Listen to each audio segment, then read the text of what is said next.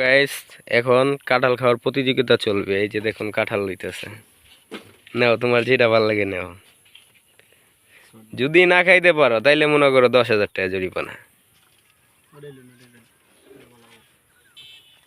আসো, সাইডে আসো, সাইডে আসো।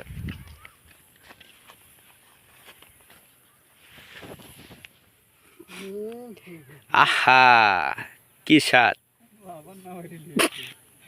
এত স্বাদ কে? যদি না খাইতে পারো তাইলে কি, তাহলে কি হবো? মিঠা লাগে না? তুমি তো 1,000 টাকা জরিমানা পড়ে গেছো না খাইতে পারলেই। ঠাসটা শিখালো ঘুমিয়ে মাছ তো দিয়ে খাইলে গো